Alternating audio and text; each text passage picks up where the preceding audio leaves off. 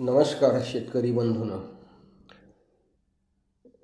या आठवड्यातील जी काही परिस्थिती आहे, 1-2 आठवड्यातील त्या परिस्थितीचा थोडासा आढावा घेऊन आपण पुढं काही नवीन भागाचा विचार करणार आहोत. गेल्या याच्यात आपण काही बुरशीनाशकांचा म्हणजे स्पर्शजन्य, आंतरप्रवाही वगैरे याचा विचार केलेला आहे. आता आपल्याला पहिली महत्त्वाची गोष्ट म्हणजे आपल्या सध्या बागेमधल्या परिस्थितीचा आपण थोडा आढावा घेऊ.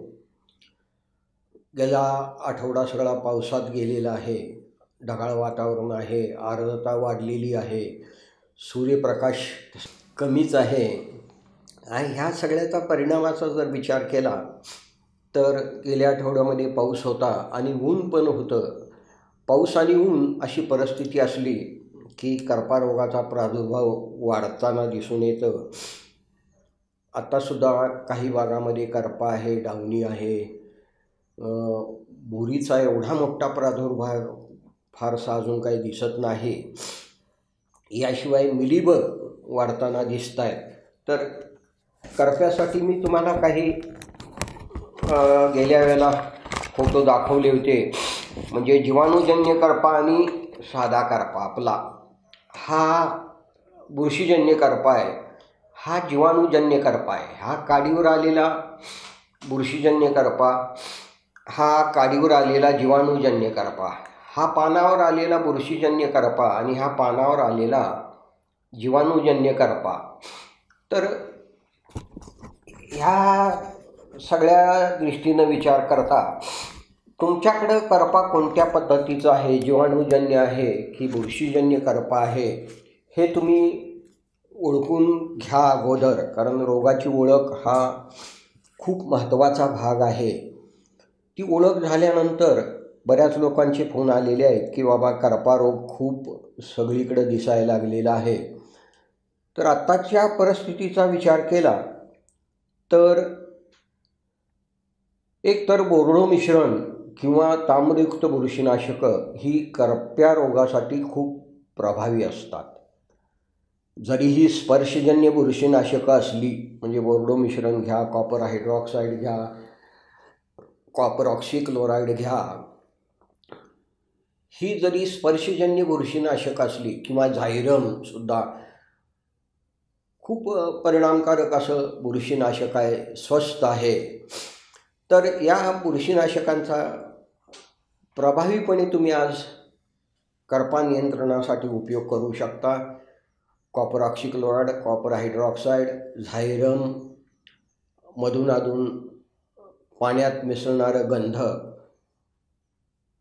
सगळ्यात जास्त बुरशीनाशक पाण्यात मिसळणारं गंधक वापरलं पाहिजे.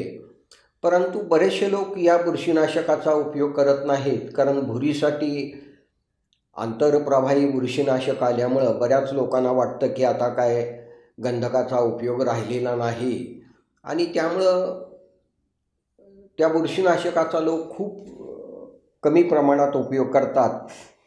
तर ही गोष्ट खरं म्हणजे द्राक्षाच्या दृष्टीनं योग्य नाही.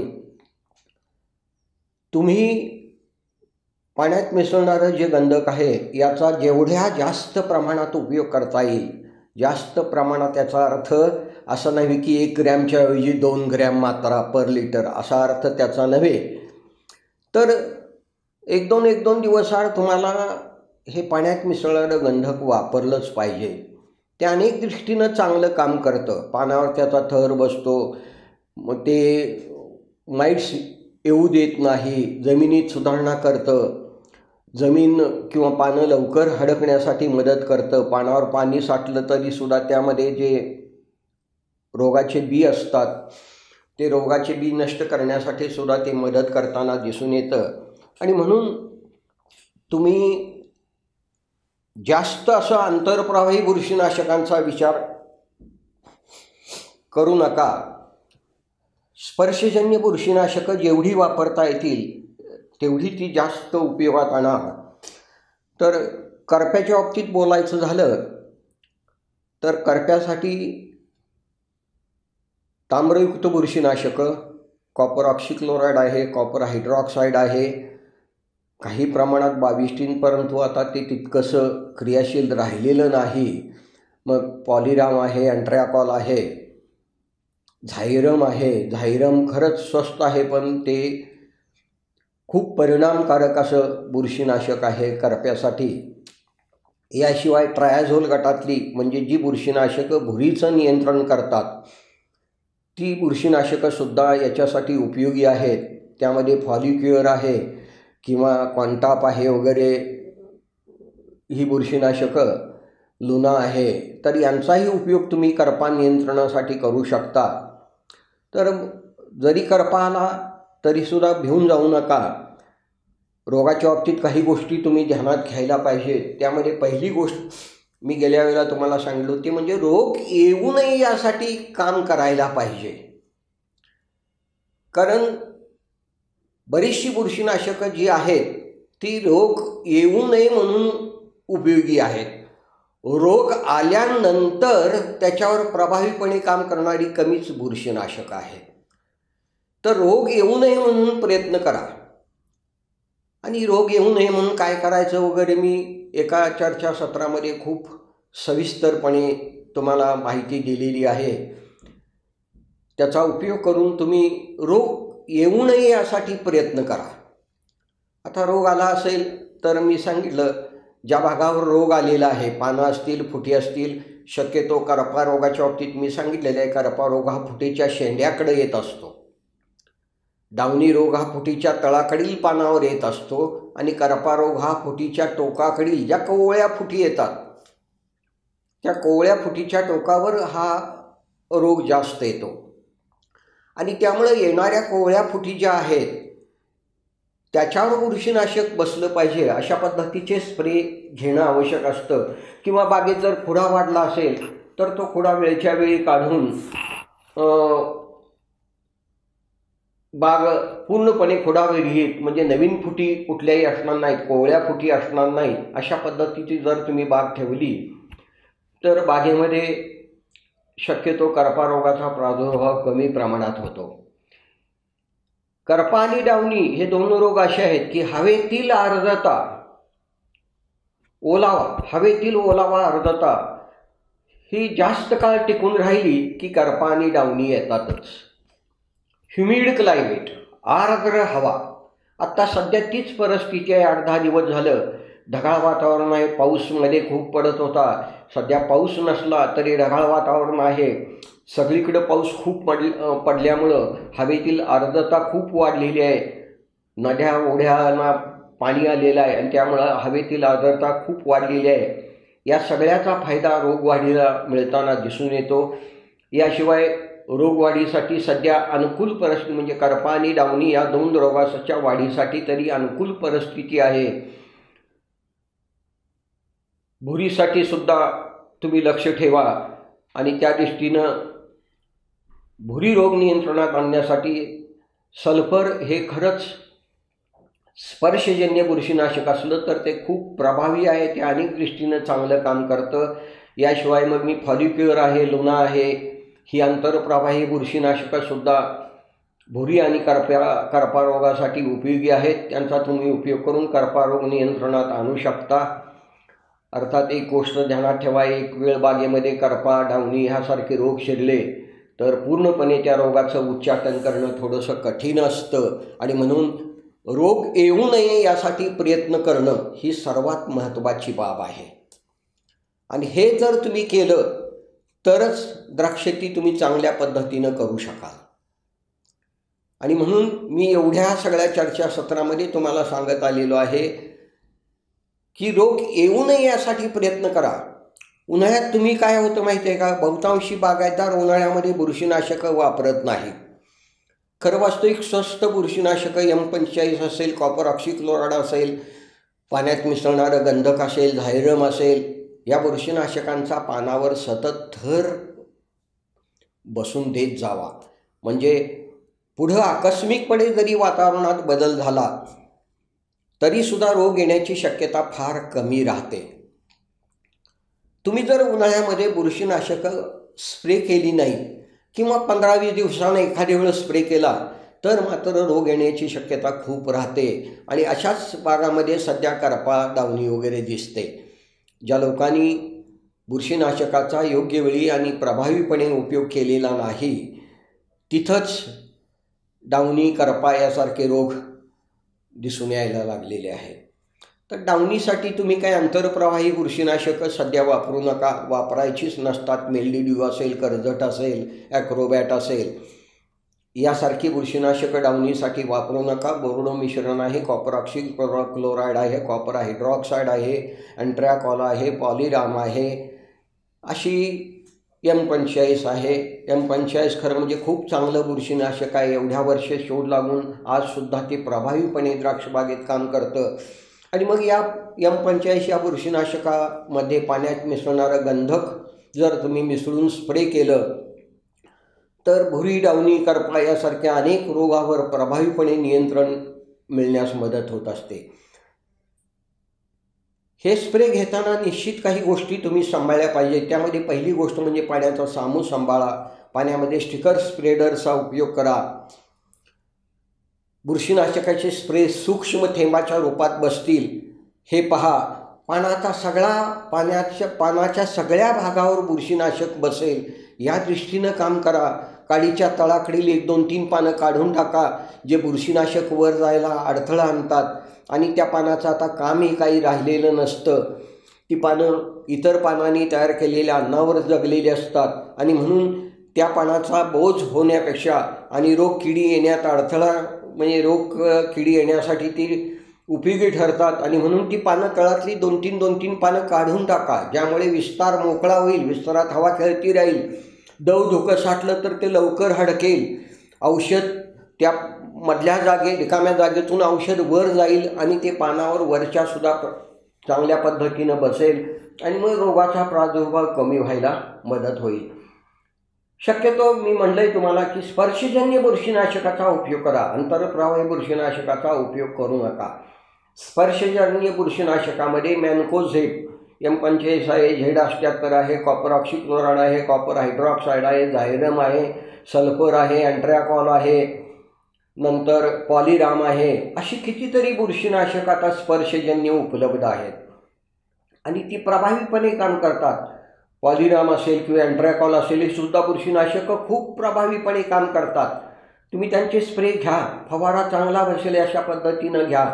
2-3 ग्रॅममध्ये ती व्यवस्थितपणे स्प्रे घ्या, म्हणजे तुमच्या बागेमध्ये डावणी, करपा वाढणार नाही. आणि बागेत जर खूप ओलावा टिकून असेल तर खाली गंधकसुद्धा डस्ट करा. गंधक डस्ट केल्यामुळं बागेतला ओलावा लवकर हडकेल. तण बागेमध्ये वाढू देऊ नका.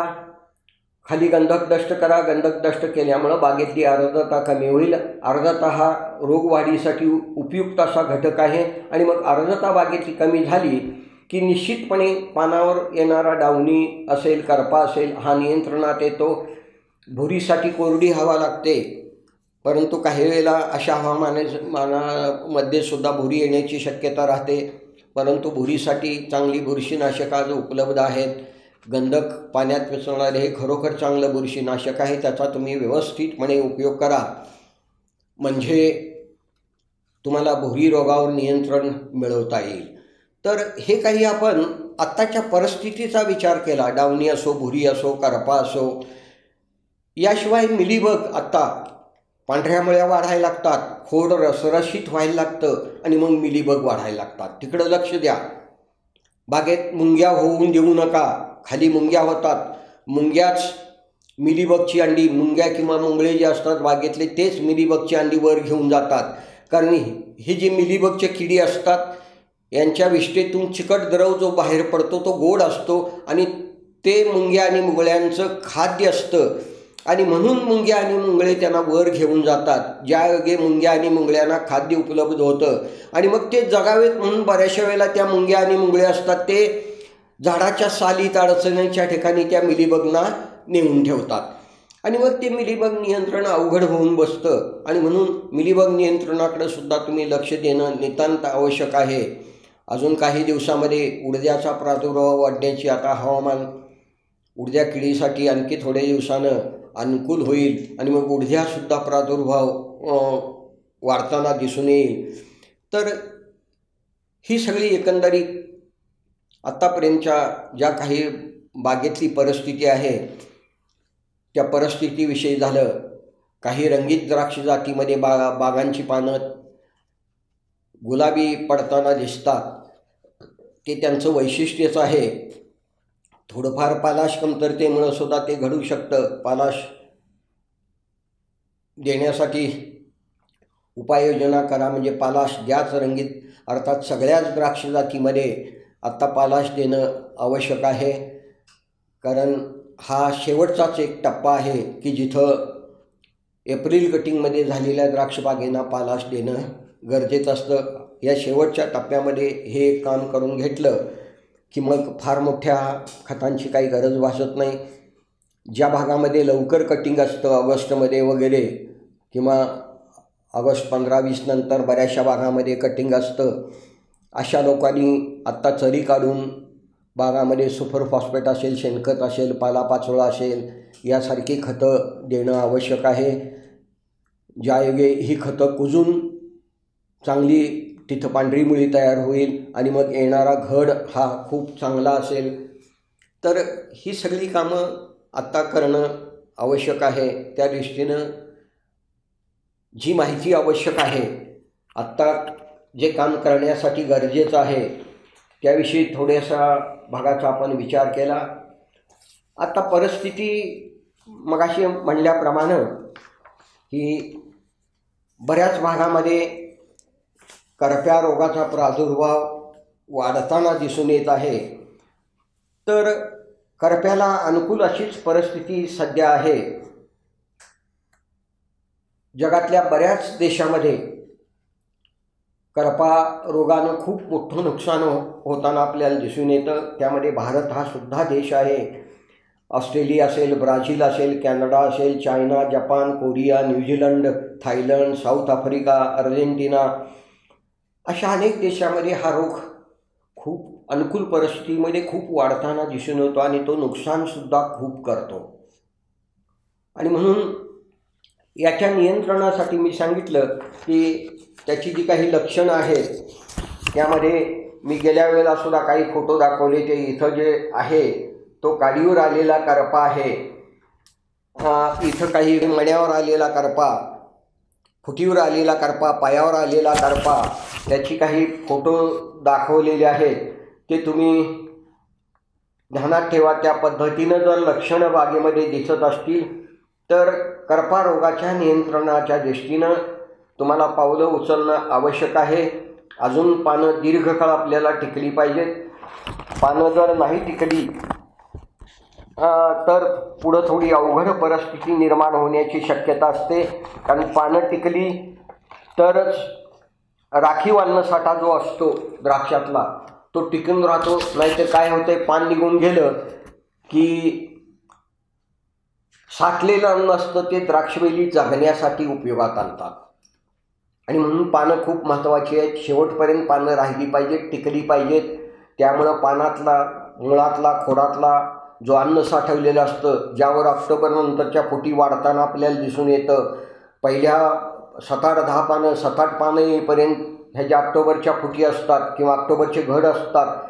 हे मुख्यतः मुळ्यात आणि खोडात साठवलेल्या अन्नावर वाढताना दिसून येतात. आणि मग ते अन्न जर तिथं कमी पडलं तर रोगाचा प्रादुर्भाव वाढतो, घड पिवळे पडतात, घड पांढरे होतात.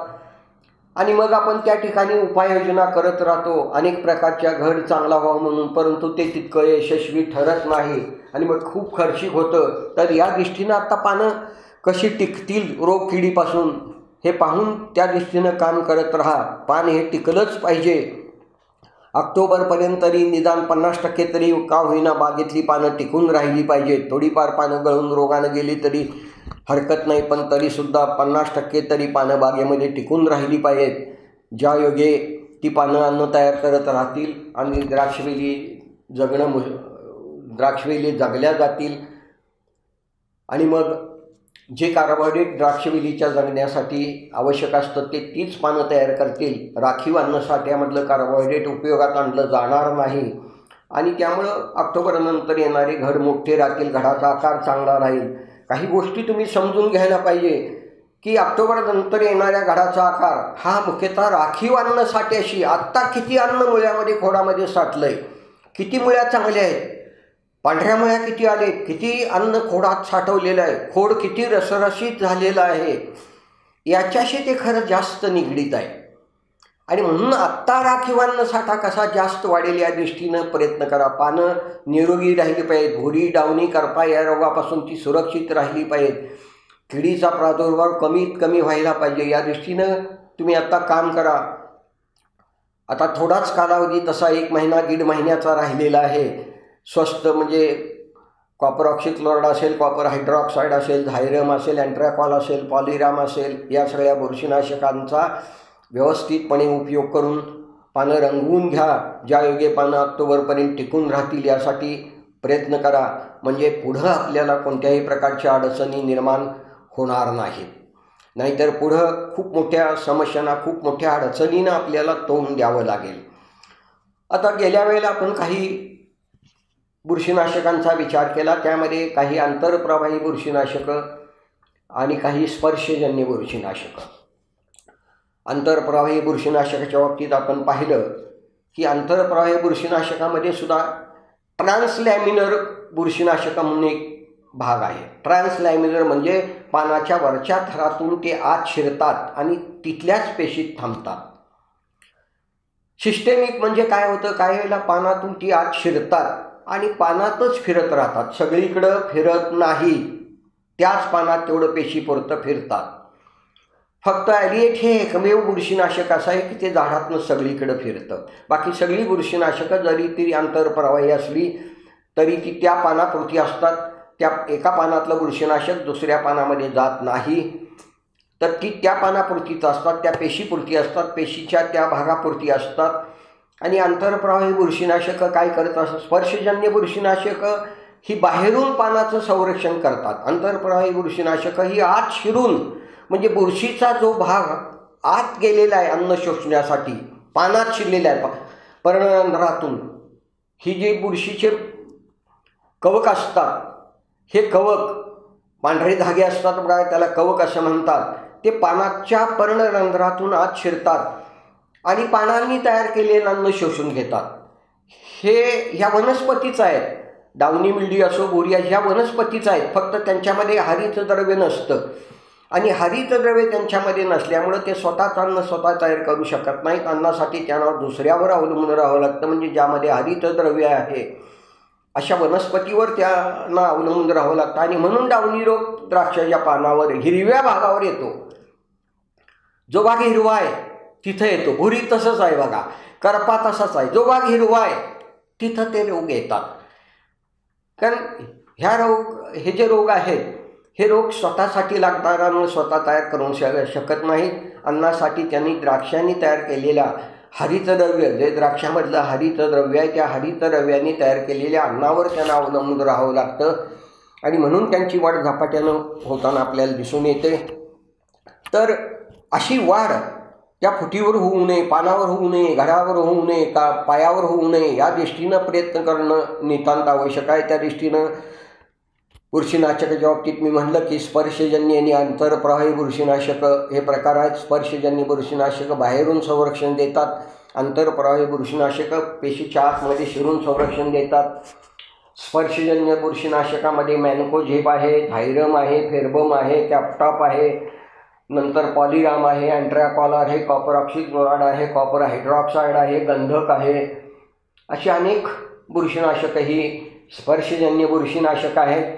याशिवाय आंतरप्रवाही बुरशीनाशक आता खूप बाजारात आहेत. लुना आहे, नंतर ॲक्रोबॅट आहे, मिल्डील्यू आहे, कर्जट आहे.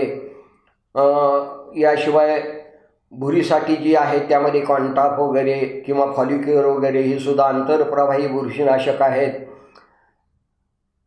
परंतु भुरीसारख्या रोगाचा विचार केला तर भुरी रोग हा पानाच्या पृष्ठभागावर वाढत असतो आणि त्या पृष्ठभागाचं संरक्षण होण्यासाठी शक्यतो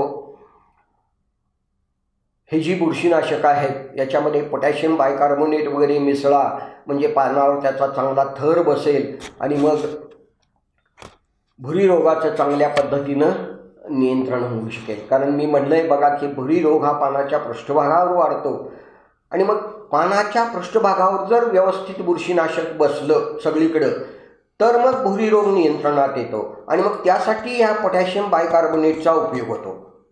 जे बुरशीनाशक तुम्ही मारणार आहात, लुना असेल वगैरे, कॉन्टाप असेल, फॉलिक्युअर असेल, जे बुरशीनाशक तुम्ही मारणार आहात त्याच्यामध्ये जर पोटॅशियम बायकार्बोनेट असं मिसळून जर मारलं तर मग त्याचं चिकट असा थर थोडासा सगळ्या पानावर पसरतो आणि मग पसरल्यानंतर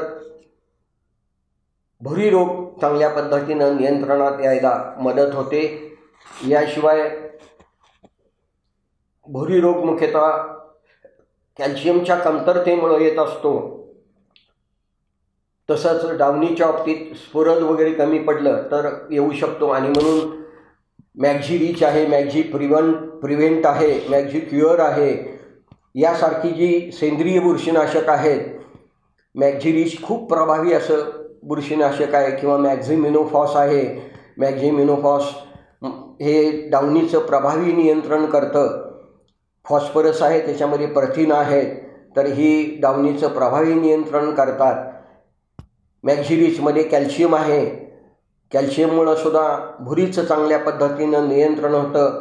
याशिवाय मॅग्झिकॅल B+ हे सुद्धा भुरी चांगलं नियंत्रणात आणू शकतं आणि म्हणून मॅग्झिकॅल B+ असेल, मॅग्झी रिच असेल, मॅक्झिमिनोफॉस असेल, मॅक्झिमिनो असेल, तर हे जे काही किंवा मॅग्झी प्रिव्हेंट आहे, मॅग्झी क्युअर आहे, यांचाही तुम्ही उपयोग करा. बुरशीनाशकापेक्षा निश्चितपणे ती तुम्हाला चांगले रिझल्ट देतील. मॅग्झी क्युअर किंवा मॅग्झी प्रिव्हेंट, मॅग्झिमिनो, मॅग्झिमिनोफॉस हे तुम्हाला बुरशीनाशकापेक्षा, कारण याच्यामुळं पोषण होतं द्राक्षवेलींचं आणि पोषण झाल्यामुळं त्यांची निरोगी वाढ होते. तर पोषण हा महत्त्वाचा भाग आहे. पोषण जर द्राक्षवेलीचं चांगलं झालं तर मग रोगकिडीचा प्रादुर्भाव कमी राहतो आणि त्यासाठी तुम्हाला मग मी सांगितलं की डावणीसाठी मुख्यतः स्फुरद असेल, प्रोटीन्स असतील, ही डावणी नियंत्रण आणण्यासाठी खूप उपयोगी ठरतात. आणि मॅक्झिमिनोफॉस किंवा मॅग्झी रिच वगैरे यांचा विचार केला तर याच्यामध्ये हेच घटक आहेत आणि त्यामुळं डावणी तसंच भुरी, करपा हे सगळे रोग नियंत्रणात राहू शकतात. त्यासाठी तुम्ही मॅग्झी क्युअर असेल, मॅग्झी रिच असेल, मॅक्झिमिनोफॉस असेल, मॅक्झिमिनो असेल, यांचाही तुम्ही बुरशीनाशकांबरोबर मग ते लुना असेल किंवा पॉलिराम असेल किंवा अँट्रॅकॉल असेल यांच्याबरोबर तुम्ही यांचा उपयोग करायला काही हरकत नाही. निश्चितपणे तुम्हाला त्यांच्यामुळं यांच्या उपयोगानं रोगावर खूप चांगलं नियंत्रण मिळवता येईल. तर ह्या काही गोष्टी जर तुम्ही आत्ता व्यवस्थितपणे उपयोगात आणल्यात तर निश्चितपणे भुरी, डावणी आणि करपा हे रोग या रोगावर नियंत्रण साधणं तुम्हाला शक्य होईल. आता आंतरप्रवाही बुरशीनाशकं, स्पर्शजन्य बुरशीनाशकं, याशिवाय स्टिरॉल इनिव्हिटिंग फंजिसाइड्स म्हणजेच ट्रायाझोल गटातली, म्हणजे त्याच्यामध्ये फॉलिक्युअर येतं, लुना येतं, कॉन्टाप येतं, ही स्टिरॉल इनिव्हिटिंग फंजिसाइड्स आहेत. तर या बुरशीनाशकामध्ये तुम्ही मगाशी मी सांगितल्याप्रमाणे पोटॅशियम बायकार्बोनेट वगैरे मिसळू शकता किंवा इतरसुद्धा बुरशीनाशकं तुम्ही मिसळून, सल्फर वगैरे असेल, म्हणजे मग सल्फर हे बाहेरून संरक्षण आणि मग लुना वगैरे ते आतून संरक्षण देतील आणि मग रोगाचा प्रादुर्भाव तुम्हाला खूप कमी होताना दिसून येईल आणि रोगाचं संरक्षणसुद्धा चांगल्या पद्धतीनं करता येईल. तर ह्या सगळ्या गोष्टी तुम्ही ध्यानात ठेवून त्यांचा व्यवस्थितपणे उपयोग आपल्या बागेमध्ये करणं आवश्यक आहे. शक्यतो मी सांगितलेल्या पद्धतीनं आंतरप्रवाही बुरशीनाशकं जी डावणीसाठी आहेत त्यांचा अजिबात उपयोग करू नका.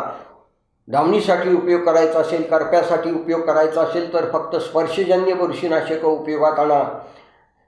त्यामध्ये मी सांगितलं पॉलिराम आहे, कॅप्टाप आहे, कॉपर ऑक्सीक्लोराईड आहे, झायरम आहे, कॉपर हायड्रोऑक्साईड आहे, अँट्रॅकॉल आहे, पॉलिराम आहे, अशी अनेक बुरशीनाशकं आहेत. तुम्ही त्यांचा अल्टरनेट असा स्प्रे घेऊन रोगापासून पानाचं संरक्षण करू शकता.